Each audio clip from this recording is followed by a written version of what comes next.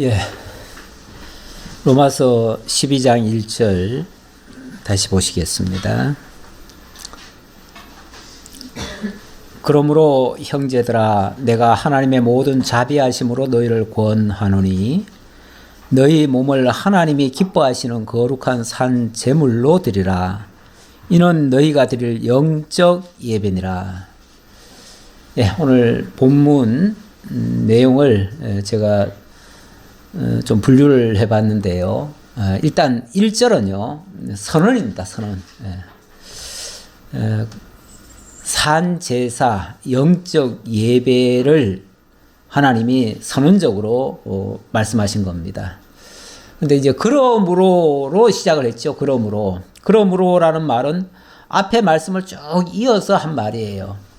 앞에 내용이 오늘 종교개혁일이다 보니까 아무래도 종교개혁자들의 이야기를 가지고 얘기하자면은 루터가 1장 17절의 말씀을 가지고 의인은 믿음으로 말미암아 살리라 그러면서 그 의에 대한 얘기를 쫙 한 거예요.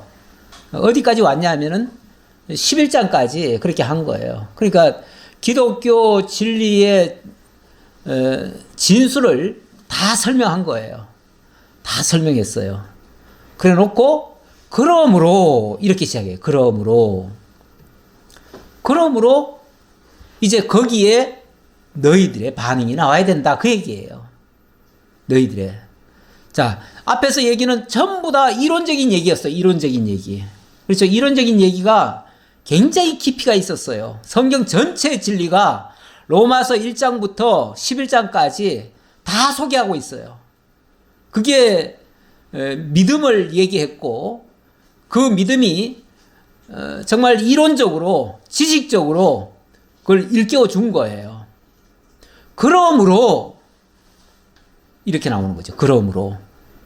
그러니까 앞에 말을 다 종합적으로 결국은 거기에 대한 자, 너희들이 그렇게 알았다면 이렇게 너희에게서 나와야 돼. 이런 뜻이에요. 어떻게 나오는가? 너희가 산 제물이 되어져야 돼. 산 제물이.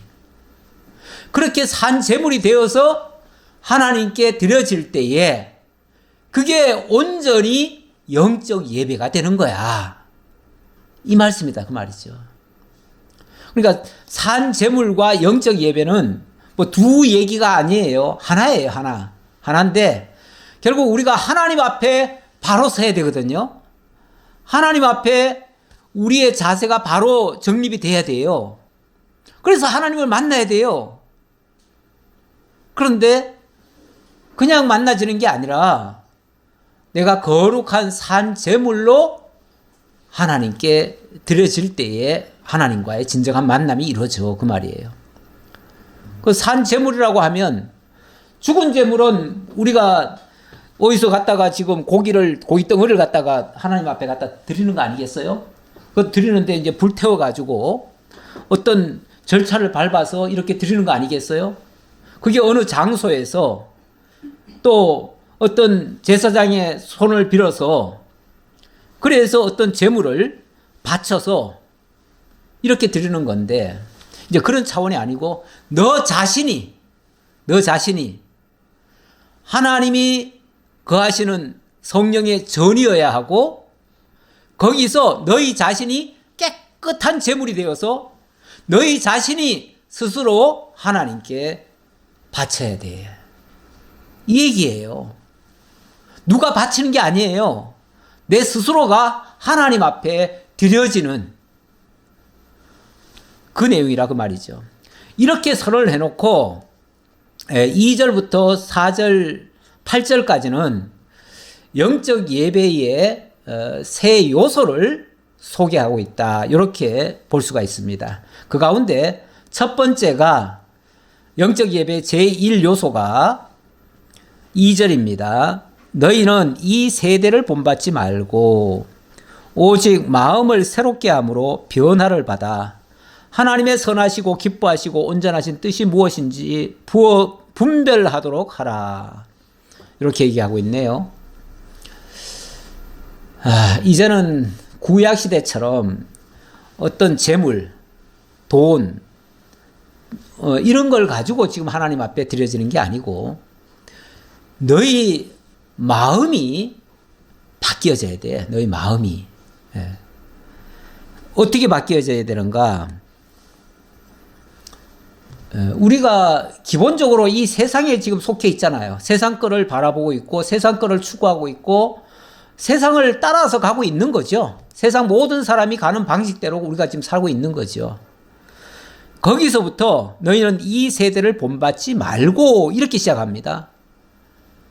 모든 사람이 가고 있는 그 방향에서 그걸 본받지 말고, 그랬으니까 일단 그대로 가지는 말라는 얘기죠. 그대로 가지 말고 오직 마음을 새롭게 함으로 변화를 받아.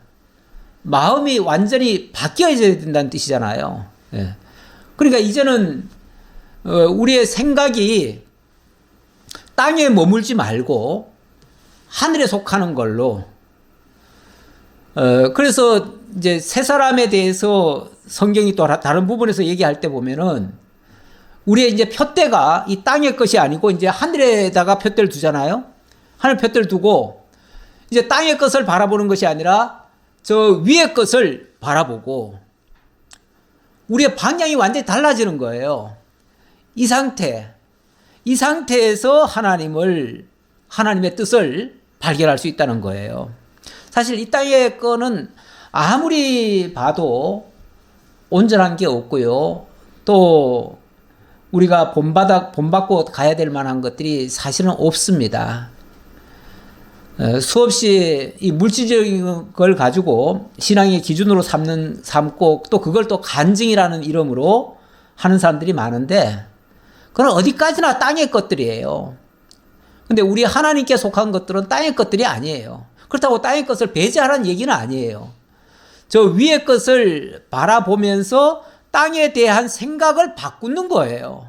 바꾸고 위를 향하기 위하여 이걸 바라보는 거죠. 이 세상 것을 우리가 다 이용을 할 수 있고 다 활용을 합니다. 하지만 이게 어떤 목표가 되거나 그걸 위해서 사는 것은 더 이상 아닌 거죠. 그러니까 그런 것들은 막말로 있어도 그만 없어도 그만 이 정도로 생각을 하고 목표는 우리 위에 거는 분명히 있어야 되잖아요. 그걸 붙잡고 가는데 필요하면은 다 쓸 수는 있지만은 그거를 위해서 사는 건 아니다. 그런 차원으로 이해를 해야 되고요. 무엇보다도 하나님의 선하시고 기뻐하시고 온전하신 뜻, 그거를 찾는 게 가장 중요하다. 하나님의 선하시다. 하나님의 선하시다. 이 선이라고 하는 게 이게 뭐 윤리적 선을 얘기하는 거는 절대 아니잖아요. 우리가 계속해서 얘기했지만은 하나님이 좋아하시고 하나님이 기뻐하시고 하나님이 원하시는 일, 그게 선이에요. 이제 모든 기준은 하나님의 기준으로 분별하는 거죠. 그것이 영적 예배의 제1요소다. 자, 이렇게 하기 위해서는 사실 뭘 해야 되겠어요? 이렇게 하기 위해서 제일 먼저 하나님을 배워야지요. 하나님의 뜻을 배워야지요. 하나님이 뭘 기뻐하시는지 어떻게 배워요? 뭐 꿈속에서 알려주시나요? 성경 통해서 알려주시는 거죠. 성경 전체가 하나님 당신의 기쁘신 뜻을 거기다 담아놨잖아요. 그래서 우리가 끊임없이, 그러니까 위를 향하고 푯대를 향하고 하늘을 향하고 이것이 결국은 성경으로 돌아가라는 얘기예요. 성경으로 가라는 거. 왜냐하면 사람들이 다 성경에서 벗어났거든요. 타락이라고 하는 게 딴 거 아니고요. 성경에서 벗어난 거예요. 그게 타락이에요. 그 다음 내게 주신 3절은 영적 예배의 두 번째 요소인데요. 내게 주신 은혜로 말미암아 너희 각 사람에게 말하노니 마땅히 생각할 그 이상의 생각을 품지 말고 오직 하나님께서 각 사람에게 나눠주신 믿음의 분량대로 지혜롭게 생각하라. 각 사람에게 하나님이 다 따로따로 어찌 보면은 교훈을 하신다는 거예요. 그래서 하나님이 이 모든 생각이나 깨달음을 하나님이 은혜로 주시는 건데 하나님이 주신 것 그 이상은 생각하지 말래요. 근데 우리가 자꾸만 하나님의 뜻에 맞춰서 생각하기보다는 우리의 생각을 앞세워서 자꾸 하는 경우가 있어요. 하나님의 생각, 하나님이 주시지 않는 걸 가지고 자꾸만 생각을 하고 이렇게 해야 됩니다. 저렇게 해야 됩니다. 어떤 목표를 정해놓고 그걸 가지고 자꾸만 몰아붙이는 경우가 있잖아요. 사실은 이런 것들이 주로 율법적인 교회에서 그렇게 많이 합니다. 율법적인 교회는 기준을 많이 정해놔요. 그래가지고 이렇게 해야 됩니다. 저렇게 해야 됩니다. 이렇게 하면 절대 안 됩니다. 이걸 자꾸만 가이드라인을 제시를 해요. 그렇게 되면 물론 그 틀 안에서 하기 때문에 뭔가 좀 다 모든 사람들이 다 똑같이 하는 것 같으니까 효과적일 수는 있을지 모르겠어요. 하지만 거기서는 다양성이 나오지도 않고 절대 그러면은 그 한도 내에서 벗어나질 못해요. 근데 세상에서도요, 법이 많고 뭐 제재가 많으면요 절대 발전이 안 됩니다. 발전이 안 돼요. 발전이 되려면 각 사람에게 어느 정도의 권한을 줘가지고 소신껏 하도록 해야 됩니다. 그래야 그 사람이 깨달은 것이 어떤 사람이 딱 정해놓은 것보다 각자가 깨달은 대로 나아가는 것이 훨씬 더 넓게 퍼져나가고 더 많이 만들어낼 수가 있어요. 그러니까 틀이 많은 것이 어떤 방향을 설정하는 쪽까지는 괜찮은데 구체적으로 이렇게 해야 됩니다, 저렇게 해야 된다 해버리면은 그 이상을 못 벗어나요. 그러면 세상에서도 발전이 안 됩니다. 예. 그래서 그래서 독재국가들이 발전이 잘 안 되는 이유는요, 독재국가는 뭐든지 다 획일적이에요. 그렇잖아요. 법이 엄격하고요. 그거 벗어나면 큰일 나요. 그런데, 이 민주주의 국가들은 그 국민의 생각까지도 다 존중을 하잖아요. 각 사람의 웬만하면 그 아주 큰 틀에서 벗어나지만 않으면 그러면은 다 인정을 해요. 인정하고 존중하고 나하고 다르다고 해가지고 너는 왜 틀렸어 하고서 정죄하는 게 아니라 나보다 낫다라고 생각을 해요. 그게 존중을 하고 인정을 하는 거기 때문에 그런 식으로 나아가면요 무한히 뻗어나가요. 우리나라가 지금 K문화라고 하는 이 장르가 굉장히 세계적으로 지금 선풍을 일으키고 있는데 이게 절대 독재국가에서는 안 나옵니다. 그리고 이 전제주의나 이런 나라에서는 안 나와요. 그런데 마음껏 풀어놔버려요. 그냥 풀어놔버리면은 물론 실수도 많지요. 막 풀어놨으니까 엉터리도 많이 나와요. 하지만 또 기상천외한 일도 만들어내요. 그게 세계를 다 놀라게 만드는 거거든요. 어떻게 사람 생각에서 저런 것들이 나올 수가 있는가? 그런 것들이 정말 우월하게 되고 만약에 그런 것들이 나오기 시작하면 그게 하나의 우리의 모든 것을 이끌고 가는 방향으로 설정이 될 수 있어요. 그러면 우리나라가 급속도로 발전이 되는 거예요. 그쪽 방향으로. 우리 교회도 어떤 면에서 그렇습니다. 교회도 그래서 각 성도들의 그 신앙을 억압을 하지 않고요. 획일적으로 만들지 않고요. 다 존중을 하는 거예요. 어리면 어린 대로, 약하면 약한 대로. 물론 뭐 더 강하신 분들도 있지요. 믿음이 좀 강하신 분들은 아무래도 그분들은 이제 좀 앞장서서 또 직임자가 돼가지고 전체 교회를 컨트롤할 수 있도록 하되 방향만 설정해 줘야지 또 그것도 또 너무 내가 앞섰으니까 내 말만 들어 이러면 곤란하지요. 그건 절대 하는 것이 아니고 어쨌든 각 사람이 우리 각각에게 우리 하나님의 일이 그렇잖아요. 우리 하나님은 모든 사람을 동일하게 짓지 않으셨어요. 다 다르게 지으셨어요. 그리고 은사도 다 달라요. 에베소 4장에 보면 하나님이 각 사람에게 은사를 다르게 주셨다고 했어요. 그러니까 그 은사를 우리가 존중을 해줘야 돼요. 나와 다르다고 틀렸다고 하고 하면 안 돼, 절대.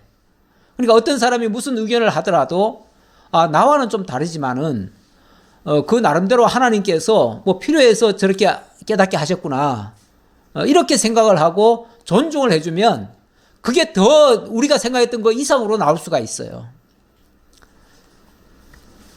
그래서 그 각 사람에게 말한 것을 존중하고 믿음의 분량대로 각 사람에게 나누어 주신 믿음의 분량대로, 이 믿음의 분량이라고 하는 게 결국은 그것을 소화할 수 있는 그런 능력이고 힘이잖아요. 예. 그것을 그대로 활용하도록 그렇게 하라는 거예요. 그러면서 4절부터 8절까지는 영적 예배의 제3요소라고 할 수 있는데, 그래가지고 모든 사람이 결과적으로는 다 함께 봉사하도록 만들어요. 봉사하도록 만드는데 똑같이 봉사하는 게 아니라 각각 다르게, 각각 자기 은사대로, 자기 믿음의 분량대로, 자기가 깨달은 대로 하는데 각각 할 때에 오히려 시너지 효과가 일어나요. 1 더하기 1은 2가 아니고 또 1 더하기 2, 이게 이제 더하기에서 머무는 게 아니라 곱하기로 나아가고 이게 이제 더 큰 상승 효과가 나도록 이렇게 만든다, 그 말이죠. 우리가 한 몸에 많은 지체를 가졌으나 모든 지체가 같은 기능을 가진 것이 아니니, 그렇잖아요. 이걸 이제 사람 몸에다가 비유를 하는데, 몸이라고 하는 게 물론 뭐 외모로 보면은 이 사람 저 사람이 다 똑같아 보이지만은, 그러나 이거를 또 한 몸이라고 봤을 때 머리는 당연히 우리 주 예수 그리스도시고, 그 예수 그리스도로부터 지시를 받는 우리 각 사람들이 마치 한 몸에 붙어 있는 지체들과 같다, 그런 말이에요. 지체들인데 어떤 사람은 입의 역할을 하고, 어떤 사람은 눈의 역할을 하고, 어떤 사람은 코의 역할, 손의 역할, 발의 역할을 다 하고 있단 말이에요. 이게 다르죠, 당연히. 다른데 너는 왜 나와 또 다르냐, 이렇게 말하면은 좀 무식한 얘기가 돼버리는 거죠.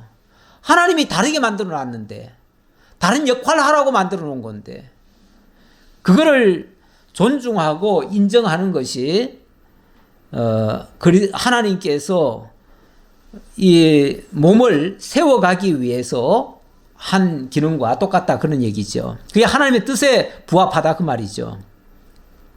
이와 같이 우리 많은 사람이 그리스도 안에서 한 몸이 되어 서로 지체가 되었느니라. 서로 지체가 됐다는 말은 서로 돕는 구조로 만들어졌다, 그런 얘기죠.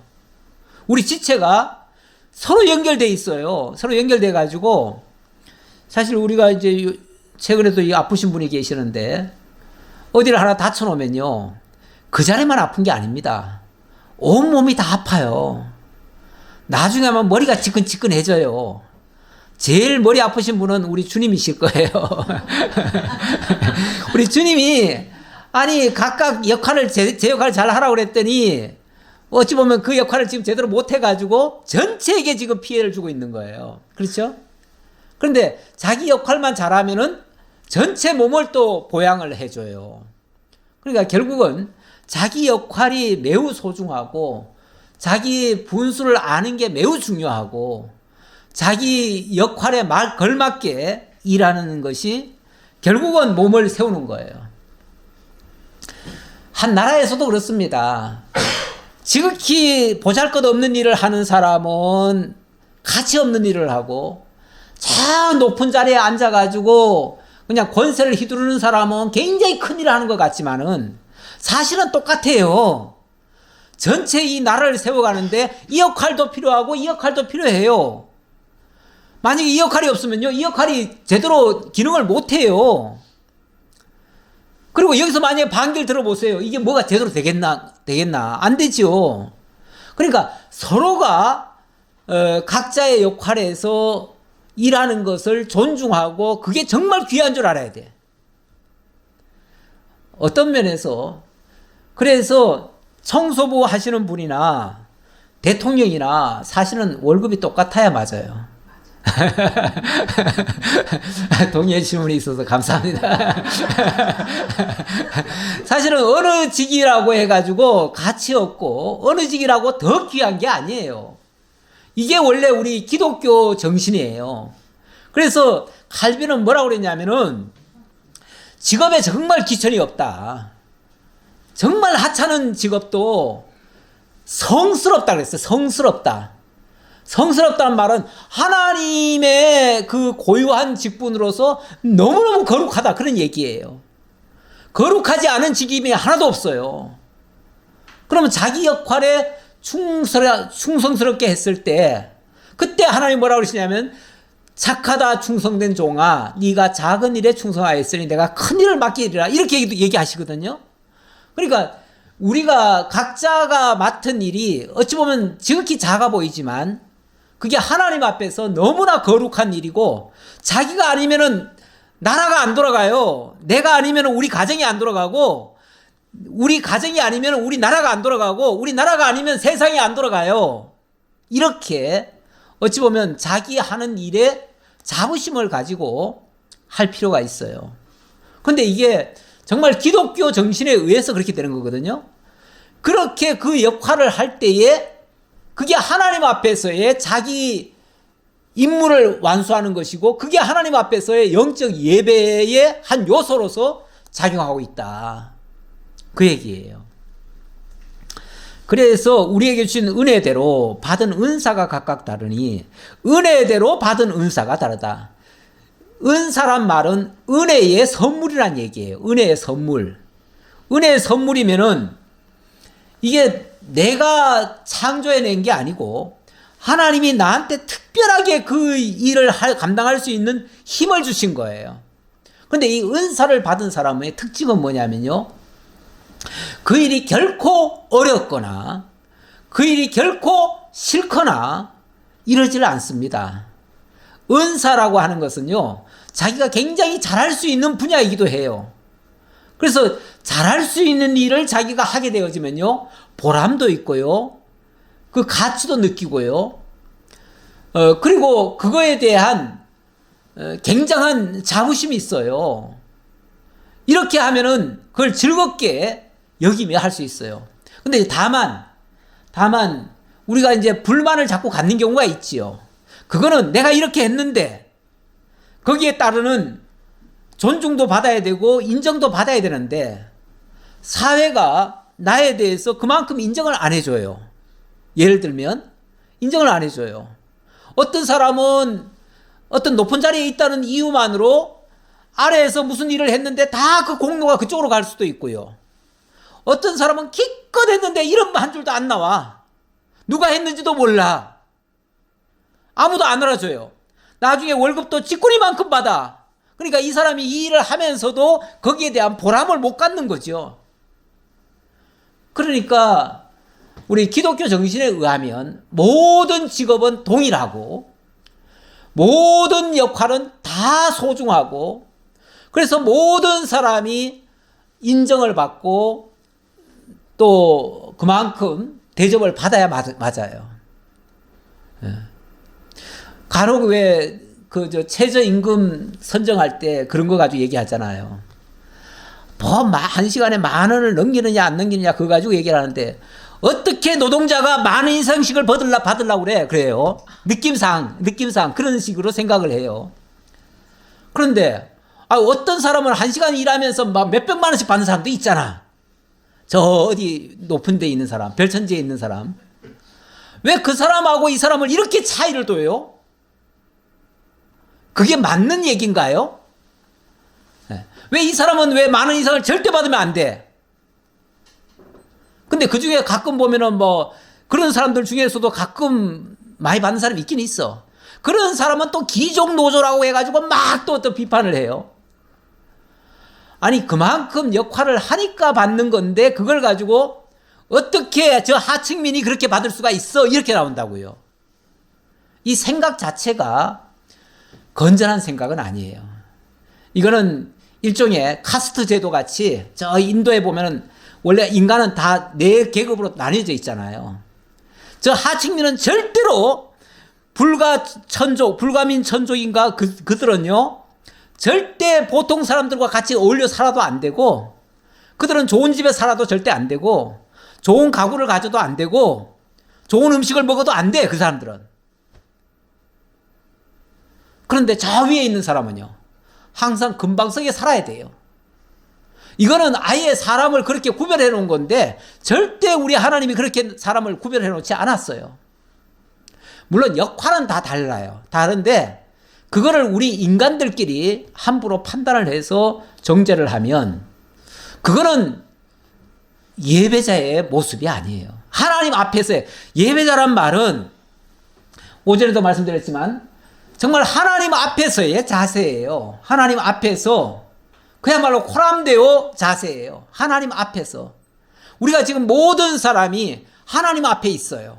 하나님 앞에서 각자가 자기 맡은 역할을 지금 감당하고 있는데 그거를 만약에 못하고 있다면 그걸 달리 생각하고 있다면 내가 타락한 거예요. 내 생각이 이 정말 앞에서 이 세대를 본받지 말라고 했는데 세대를 본받고 있는 거예요. 그리고 마음을 새롭게 해서 하나님의 뜻을 분별하라고 그랬는데 하나님 뜻을 생각지 않는 거예요. 이게 예배하지 않는 삶이에요. 예배당에 안 나와서 예배를 안 드린다는 게 아니라 몸으로 산 제사를 드리라고 했는데 몸은 따로 놀고 있는 거예요. 몸은. 미국에는 자본주의가 굉장히 강하잖아요. 자본주의가 강하다 보니까 그야말로 돈 놓고 돈 먹기 실력이 있으면은 뭐 온 천지 거를 다 얻어도 괜찮아요. 그런데 실력 없는 사람은 정말 구석에서 정말 저 뉴욕의 그런 어디예요? 그런 아주 천한 곳에 가서 살아야 돼요. 예. 그 당연시하고 있어요.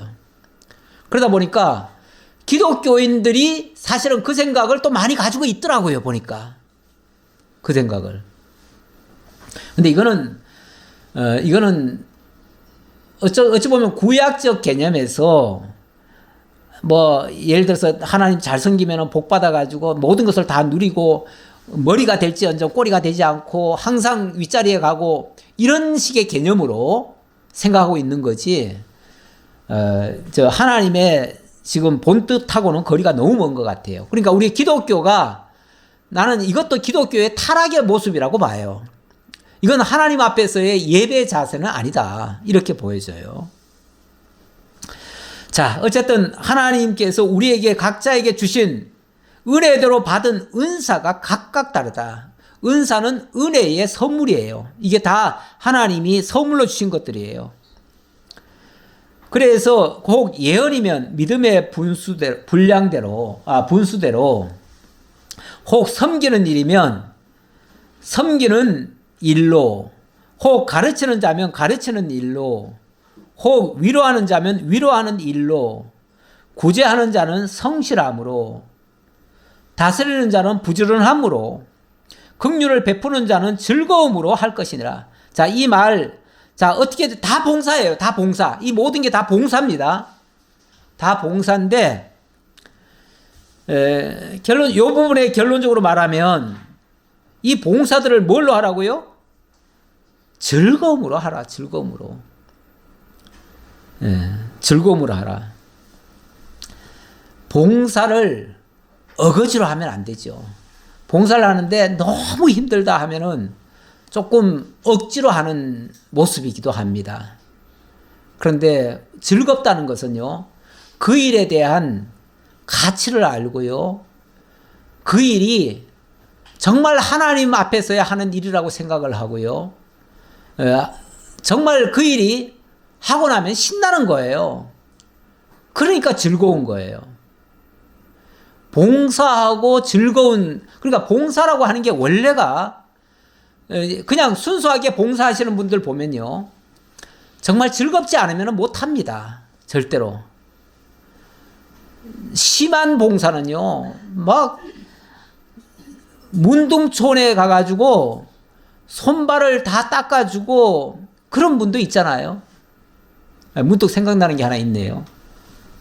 어느 분이 문둥촌에 들어가서 진짜 하나님 복음을 전하면서 내가 섬기겠노라 하면서 거기서 한 10여 년 가까이 그렇게 봉사를 했다는 것 같아요. 했는데 사람들이 자기를 인정도 안 하고, 쉽게 말하면 뭐 존경하는 것 같지도 않고, 그러니까 정말 마지못해 억지로 했나 봐요. 하고 나니까 너무 힘이 들어가지고 도저히 못하겠다. 그리고 그냥 이제 그만두고 나오려고 나왔는데 보니까 자기가 문두병에 들어버렸어요. 거기 계속 있다 보니까 이제 옮은 거예요. 옮아서 할 수 없이 다시 문둥촌에 들어간 거예요. 전에는 봉사 차원에서 들어갔는데 이제는 자기도 더 들어가서 이제 치료받아야 되기 때문에 들어간 거예요. 들어갔는데 어쨌든 들어갔으니 이제는 뭐 더 이상 내가 이제 쉽게 말하면 나는 너희들을 봉사하는 자야. 나는 선생이야. 그러니까 내 말 들어. 내가 시키는 대로 해. 이런 차원이 아니고 이제는 자기도 이제 환자가 돼가지고 자기도 치료받으면서 기왕 자기 알고 있는 거 이제는 어차피 이제 환자가 됐으니, 그래서 그때부터는 봉사를 하는데 들어갔으니까 봉사를 하겠죠. 자기가 할 일이, 자기가 배운 게 그거니까 하긴 하는데 그때부터는 생각이 달라진 거예요. 생각이 달라져가지고 그때부터는 정말로 그 한 사람 한 사람이 어찌 보면 정말 안타깝게도 여겨지고 진짜 사랑의 마음으로 했다는 거예요. 그러니까 그전에는 그들에게 봉사를 하면서도 혹시 나한테 옮기면 어떨까 해가지고 두려워하고 뭔가 자꾸 한 경계를 두고 뭔가 너와 나는 달라. 나는 너를 위하는 사람이야. 너들은 나를 존경해야 돼. 이런 식의 어떤 마음이 있었는데 그때부터는 그냥 한 몸이 돼가지고 한 몸처럼 봉사를 했다는 거예요.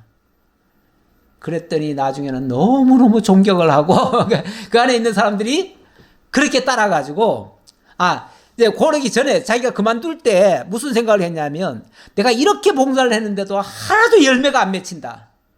그래가지고 거기에 좀 절망감이 들어가지고 필요 없다. 이제 더 이상 이 사람들도 이제 더 이상 해줄 필요가 못 느낀다.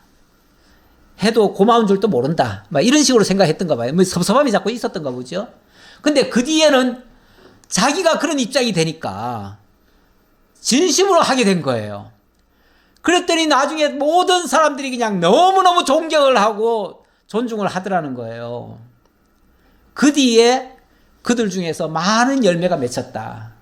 그러니까 신앙의 열매가 맺혔다. 그런 얘기겠지요. 그래서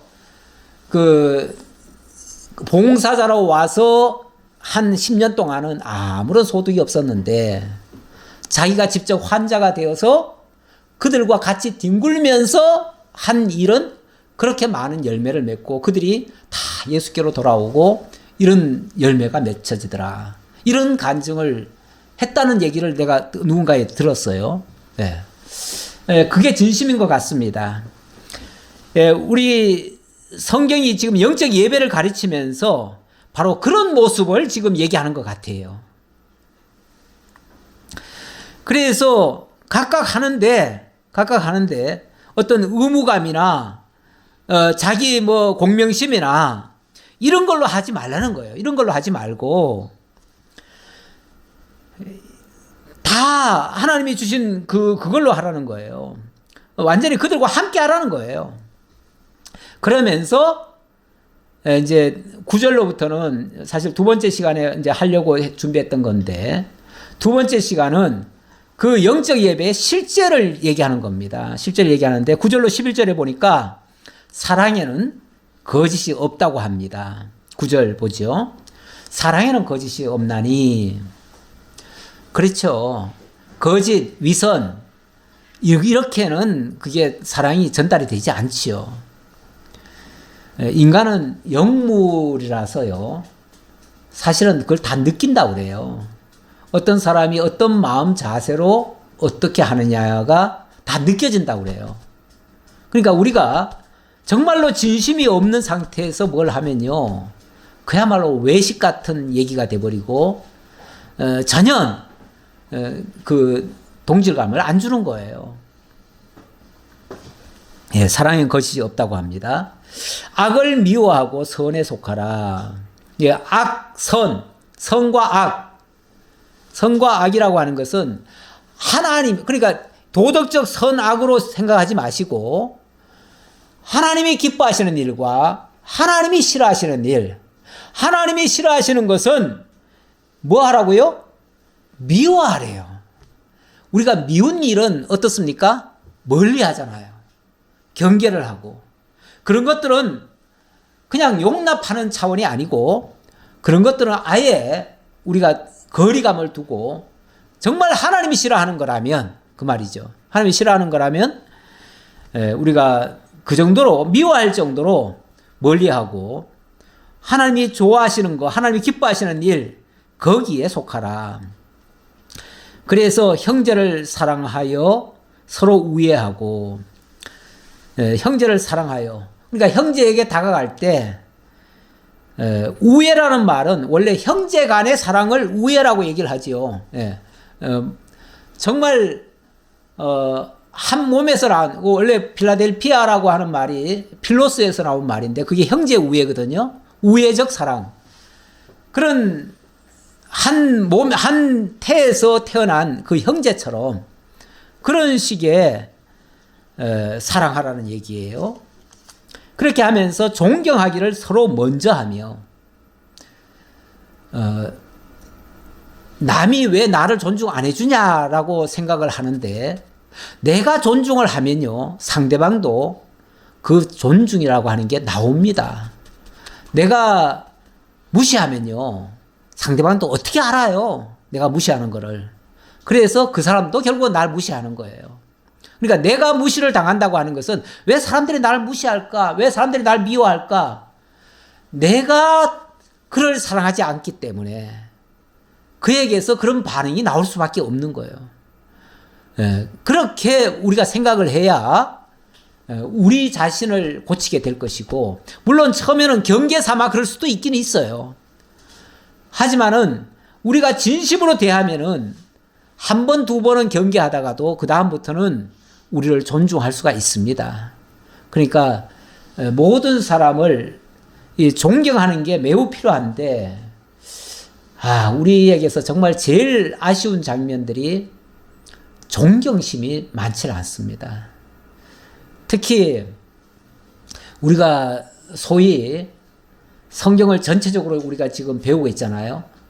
그래서 지식적으로 많이 배웠다고 생각하잖아요.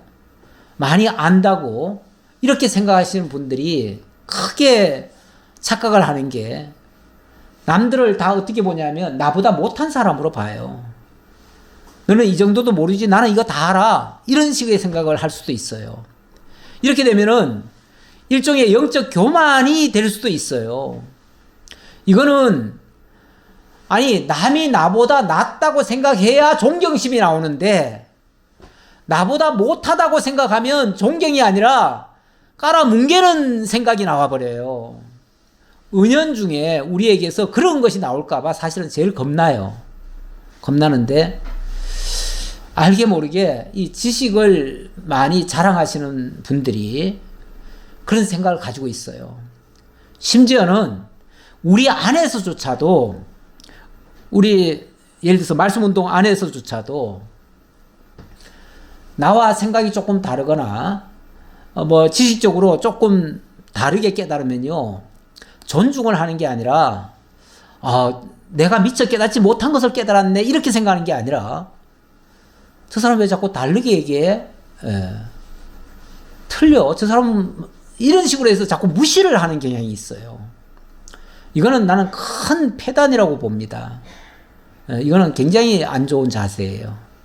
나보다 다르지만요. 틀림없이 나보다 나은 부분이 있어요. 그러니까 틀린 부분을 다르다, 틀렸다. 그러니까 사실은 틀린 게 아니고 다른 거죠. 다른 거. 다른 건데 다르다고 그 사람이 틀린 게 아니고 내가 미처 못 깨달은 것을 깨달았을 수도 있잖아요. 그러면은 그 사람의 그 장점을 우리가 드러내면은 그 사람의 장점과 나의 장점도 분명히 있고 저 사람의 장점도 있으니까 그것을 합하면은 시너지 효과가 나와요. 네가 아는 것과 내가 아는 게 똑같으면요, 여기서 더 이상 발전이 안 돼요. 다른 걸 아예 생각도 못 해요. 그런데 우리 하나님이 가르쳐 주신 진리가 요거밖에 없습니까? 아니잖아요. 정말 참 어느 시인의 말처럼 저 하늘에 저 바닷물을 먹물로 삼아서 저 하늘 캠퍼스에 다 써도 하나님의 역사를 다 못 쓴다고 했어요. 그만큼 하나님의 능력이 정말 위대하시고 하신 일이 너무나 많아요. 그거를 내가 요만큼 깨닫고 이 사람이 이만큼 깨달았으면 이걸 합하면 이만큼이 될 건데, 그렇잖아요. 이 시너지 효과가 나올 거 아니에요. 그런데 내가 깨달은 만큼 너도 똑같이 깨달으라 그러면 여기서 안 벗어나잖아요. 그럼 어느 게 낫겠어요? 좀 달리 보는 부분이 있어야 그것을 또 종합하고 합하면은 더 새로운 것이 또 발견되어지고 더 한 발짝 더 나갈 수가 있지요. 그래서 정말 내가 미처 깨닫지 못한 것을 누군가 깨달았다고 하면 일단 박수 쳐줘야 돼요. 사실 세상에서도 그렇거든요. 세상에서도 저는 학회 같은 데를 제가 시간만 되면 내가 가보려고 합니다. 가보려고 하면 그런 데서는 각자가 연구한 것들을 다 발표를 합니다. 발표하면 분명히 자기하고 틀려요. 틀린데 굉장히 일단 존중을 합니다.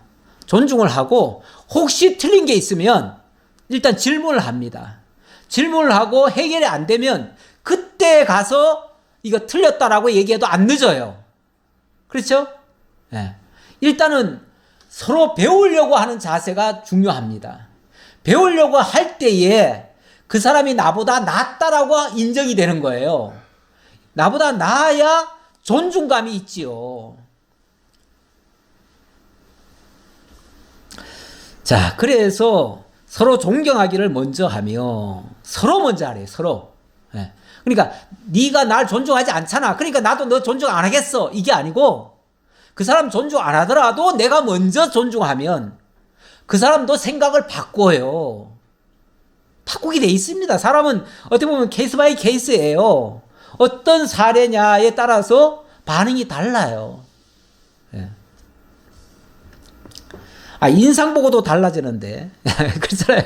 우리가 웃으면서 얘기하면 웃으면서 대꾸를 하고 내가 인상 쓰면요, 그 사람도 인상 써요. 부지런하여 게으르지 말고 열심을 품고 주를 섬기라.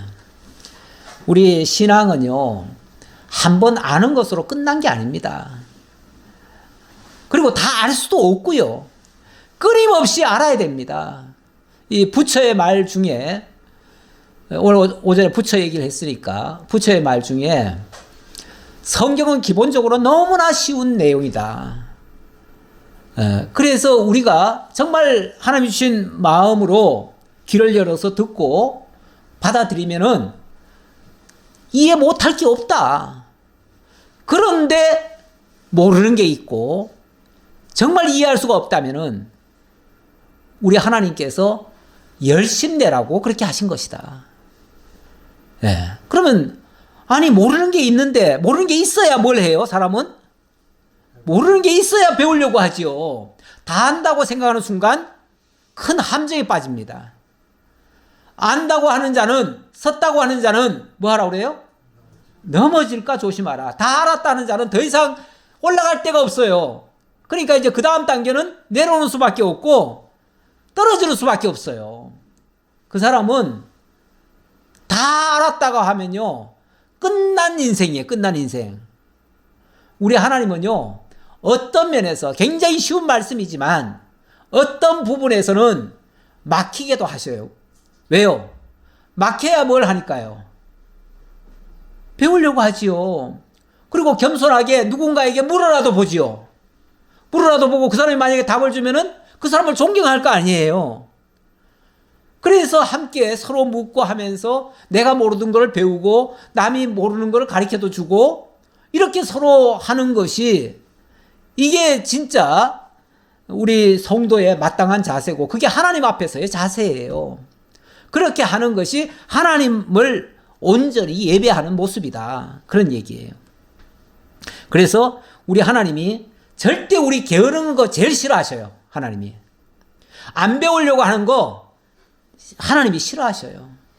네. 열심을 품고 주를 섬기라잖아요. 열심을 품고 열심으로 하나님의 말씀을 들으려고 하고 해야 됩니다. 그리고 소망 중에 즐거워하며 환난 중에 참으며 기도에 항상 힘쓰며 소망 중에 우리가 소망이 없다면 더 이상 앞으로 나가지 못합니다. 뭐든지 할 수가 없어요. 근데 소망이 있으면은 비록 지금 힘들고 지금 환난이 있더라도 참을 수가 있고요. 그리고 하나님 앞에 기도하면서 지혜를 모아서 그 일을 감당해낼 수가 있어요. 거기서 진정한 가치와 보람이 나오는 거예요. 그렇게 하면서도 13절에 보니까 성도들의 쓸 것을 공급하며 손 대접하기를 힘쓰라. 이거는 나 자신만이 아니라 교회를 위해서 성도들의 쓸 것을 공급하라 그러잖아요. 이거는 사실은 함께 연보에 동참하라 그런 뜻이에요. 우리가 교회 생활을 하면 이제 혼자가 아닙니다. 연보를 한다고 하는 것은 나만 생각하는 게 아닙니다. 사실 나만 생각하면 뭐가 제일 유익이에요? 그냥 집에 들어앉아가지고 성경이나 보고 나 혼자 예수 믿고 천국 가면 되지요. 그게 전부죠. 그런데 우리 하나님께서 그렇게 만들어 놓으신 게 아니라 함께 어우러지게 만들어요. 네. 그래서 사실은 다 부족함이 있게 만들고 서로 돕게 만들고 거기에 경제적 요소도 함께 성도들이 쓸 것을 함께 공급하도록 만들어요. 그래서 힘을 모으게 만들어요. 어쨌든 물질이라고 하는 것도 교회에 일부러 하나님이 필요하게 만드신 거예요. 필요하게 만드는 일에 같이 힘을 쓰게 만들어요. 거기에서 나의 믿음과 모든 사람들의 믿음도 함께 자라가는 거예요. 그리고 손 대접하기를 힘쓰라. 손 대접한다는 말은 손이라고 하는 것은 어떻게 보면 지나가는 과객이잖아요. 네. 어찌 보면 좀 불필요해 보이는 것들이 있을 수도 있어요. 다 낭비적 요소 같은 것도 있을 수 있어요. 그런데 이 손이라고 하는 것은 대체적으로 보면은 복음을 전한다든지 저 이방 땅에 가서 전한다든지 저 다른 지역에 가서 전한다든지 하는 거는 어찌 보면 다 낭비 같잖아요. 그렇죠. 다 버려지는 것 같잖아요. 그런데 그것에 우리 주님께서는 참 희한하게도 우리 교회에게는 그런 마음을 주셔요. 그래가지고 복음을 전하는데 그냥 가깝게도 전하는 게 아니라 저 멀리까지 가잖아요. 그래 가가지고 어찌 보면은 쓸데없이 돈 낭비하는 것처럼 느끼게도 만들어요. 제가 처음에 교회 개척하자마자 저는 중국에 막 복음 전한다고 쫓아다녔잖아요. 그러니까 노예에서 사실은 이해를 못 하셨어요. 이해를 못 해가지고 지 교회나 잘 좀 관리하지 뭘 중국까지 가가지고 복음 전하냐고 그러면서 자꾸만 얘기하시는 분들이 몇 분들이 있었어요. 그거 처음에는 이해를 못 해가지고 교회나 잘 관리하라고 이러던 분들이 나중에는 당신네들도 선교도 가고 깨달아서 이제 그분들도 같이 협조하고 지금은 뭐 저보다 훨씬 더 열심히 하시는 분들이 많죠. 지금은 전 교회적으로 막 올인을 하시는 교회도 있어요. 우리 노예 안에 보면은 한 교회가 뭐 중국의 몇십 교회를 지금 섬기고 있어요. 뭐 당신은 사례비도 제대로 못 받아요. 그러면서도 나가서 그냥 봄 전해요. 그 손 대접하는 거예요. 손 대접. 그 나그네 대접하는 거지. 그거 진짜 뭐 교회에 무슨 유익이 있는 게 하나도 없어요. 그런데 이게 정말로 진정한 가치를 느낀 사람만이 할 수 있는 일이에요.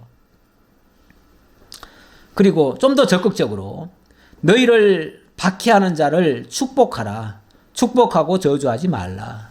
어떤 경우에는 이 복음을 전하다 보면요, 항상 박해라고 하는 게 따를 수가 있습니다. 핍박, 이유 불문하고 자관 어려움 겪는 경우가 있어요. 그럴 때 우리가 자칫하면은 원망도 나올 수 있고요, 심하게는 저주도 나올 수 있어요. 전에 제가 집사 시절에 제가 섬기던 그 교회의 목사님은요, 복음 전하다가 누가 많이 해방하는 사람 있잖아요? 막 저주를 해버려요. 그리고는 교회 와서 막 자랑을 하셔요. 내가 저주했더니 거기에 막 논이 빨갛게 타버리고 소가 뒤집어지고 그러면서 이런 역사가 일어났노라고 막 그래요. 그러면서 하나님의 종을 저주하지 말라고 막 이렇게 말씀하시는데, 그거는 사실은 복음 가지고 그거 악용하는 겁니다. 결국 자기 권위 높이려고 하는 소리일 수가 있어요. 성경은 절대로 그런 자를 가리켜서 저주하지 말래요. 오히려 즐거워하는 자들과 함께 즐거워하고 우는 자들과 함께 울래요. 정말 힘든 자가 있다면 그들과 동고동락하듯이 그렇게 하고, 서로 마음을 같이 하며 높은 데 마음을 두지 말고 도리어 낮은 데 처하며 스스로 지혜 있는 채 하지 말라. 마치 내가 선생인 척 하면서 모든 걸 가르치고 자기가 다 해결하려고 하고 그러지 말고, 차라리 그냥 그들과 함께 뒹굴고 그들과 함께 그 낮은 자리에서 같이 울어주고, 그냥 할 게 없으면요, 울어주는 것도 좋아요. 우리가 정 할 게 없잖아요. 그러면 정말 아파하는 사람들과 같이 울어만 주면 그들이 알아서 다 일어나요. 그렇죠? 사실 교회가 할 일은요, 세상에서도 어려운 자가 있고 정말 힘든 자들이 있으면 그들과 함께 울어줘야 돼요. 그런데 이 자본주의에 그냥 물들어진 교회들은요, 세상에 그 하층민들이 어렵게 막 울부짖고 하면요, 그들을 막 저주하듯이 그들을 막 비난하고, 막 이렇게 하는 경우도 가끔 있어요. 왜냐하면 자본주의적 시각으로 보면 그들은 루저들이잖아요. 그들을 돌봐줄 이유가 없지요. 그런데 교회는, 우리 주님은 그런 자들을 찾아다니시면서 다 일하셨잖아요. 우리 주님은 오히려 고위 관직에 있고 높은 자들을 향해서는 이 독사의 자식들아 하면서까지 책망을 하셨고, 그 연약한 자들을 위해서는 당신이 함께 울어주셨어요. 아무에게도 악을 악으로 갚지 말고 모든 사람 앞에서 선한 일을 도모하라. 할 수 있거든 너희로서는 모든 사람과 더불어 화목하라. 화목. 교회는 어쨌든 화목이 제일 중요합니다. 이거 잃어버리면 모든 것을 다 잃어버리는 것 같습니다. 내 사랑하는 자들아, 너희가 친히 원수를 갚지 말고 하나님의 진노하심에 맡기라. 기록되었을 때 원수 갚는 것이 내게 있으니 내가 갚으리라고 주께서 말씀하시니라. 그러려면 전적으로 하나님께 맡기는 자세가 되어야 돼요. 심지어 원수 갚는 것조차도 내가 갚을 게 아니라 하나님께 맡기면 돼요. 그냥 모든 어려운 문제는 그냥 하나님께 맡겨버리고, 하나님 하시옵소서, 하나님 보시옵소서, 하나님 일하시옵소서, 저는 못합니다. 이러는 게 차라리 나아요. 우리 하나님은 많은 일을 하기를 원하시는 게 아니고, 그냥 그 모든 걸 하나님께 맡기고, 그리고 우리 눈앞에 보여주시는 거 믿음의 분량만큼 감당할 만큼 감당하면 돼요. 교회가 너무 큰 일을 많이 벌리는 것도 좀 그렇고, 그냥 주어진 일 잘 감당하면 그게 하나님 앞에서의 예배의 삶이에요. 예배는 여기 11시에 와서 예배 드리는 것만이 예배가 아니라 우리 삶으로 이렇게 살아내는 것이 진짜 하나님 앞에서의 자세의 올바른 삶이다. 지금 그 얘기를 하고 있는 중이에요. 내 원수가 줄이거든 먹이고 목마르거든 마시게 하라. 그리함으로 네가 숯불을 그 머리에 쌓아 놓으리라. 악에게 지지 말고 선으로 악을 이기라. 악에게 지지 않고, 다시 말하면 악한 사단의 꾀임에 우리가 넘어가지 말고 정말 하나님의 뜻에 따라서 하나님이 기뻐하시는 일을 위해서 계속 나아간다면 그게 하나님 앞에서의 올바른 자세고 하나님이 기뻐 받으시는 영적 예배가 되어진다라는 말씀입니다. 기도하겠습니다. 감사합니다. 하나님, 오늘 주님께서 저희에게 산 제물로 영적 예배를 드리라는 이 귀중한 말씀, 더 이상 아는 것으로 우리의 신앙이 다 끝났다고 생각하지 말게 하시고, 오히려 아는 만큼 더욱 겸손하게 낮은 자리로 내려가서 섬기는 자세로 모든 사람을 나보다 낮게 여기고, 심지어 원수까지도 내 손으로 갚으려 하지 않고 하나님께 맡기며, 우리는 그 표대만을 향해서 묵묵히 나아가는 정말 믿음의 장성한 분량이 되도록 하나님 함께 해 주옵소서. 모든 부족한 거 주님께 의지하옵고, 주님께서 친히 이 모든 영광 거두시기를 원하오며, 우리 주님 예수 그리스도의 이름으로 기도하옵나이다. 아멘. 하늘에 계신 우리 아버지여, 이름이 거룩히 여김을 받으시오며 나라에 임하오시며 뜻이 하늘에서 이루어진 것 같이 땅에서도 이루어지이다. 오늘날 우리가 우리에게 죄진 자를 사하여 준 것 같이 우리 죄를 사하여 주옵시고, 우리를 시험에 들게 하지 마옵시며 다만 악에서 구하옵소서. 대개 나라와 권세와 영광이 아버지께 영원히 있사옵나이다. 아멘. 나오는 말을 마저 드리고 끝내려고 그랬는데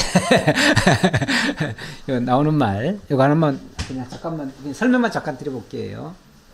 뭐 일단 성경은 결코 어려운 책이 아니라는 거 아까 말씀해 드렸고요. 어렵게 느껴지는 것은 배우려 하지 않기 때문이고, 우리 모든 구원의 역사를 우리 성경의 진리를 통해서 하나님이 이루어 가시고요. 그리고 종교개혁 오늘 날이니까 종교개혁이 뭐냐?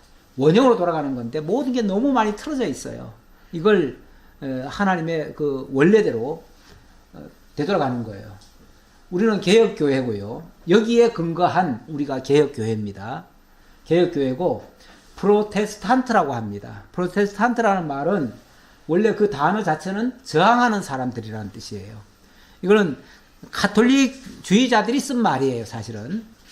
가톨릭에서 뭐라 그러냐면 저놈들은 반항아들이야, 이런 뜻으로 한 말이에요. 좋은 말은 아닌데, 그래도 우리가 프로테스탄트라는 여기에 자부심을 가져야 되는데, 이거는 그 잘못된 것을 바로잡으려고 하는 사람들이라는 뜻이에요. 그럼 바로잡으려면은 끊임없이 이 개혁교회는요, 이 정도면 됐다가 아니고 끊임없이 자기 갱신을 해야 돼요. 자기를 개혁해야 돼요. 그래서 끊임없이 개혁교회는 끊임없이 개혁되어야 한다. 지금도 멈추면 안 됩니다. 마치 자전거 바퀴가 멈추는 순간 넘어지게 돼 있어요. 타락하는 이유는요, 이 정도면 됐다 생각하고 안주하면 그냥 타락하게 돼 있어요. 그래서 모든 타락은 너무 풍요로울 때, 그럴 때 타락이 되어집니다. 그러니까 너무 풍요를 쫓지 말고, 양을 쫓지 말고, 정말 하나님 쪽으로 우리가 바로 가고 있는가, 그것을 늘 점검해 가지고 혹시라도 길이 조금 잘못 나갔으면 바로 잡는 일에 힘을 쏟아야 된다. 이것이 오늘 우리가 숙제처럼 가지고 있으면서 지켜가야 될 일들입니다.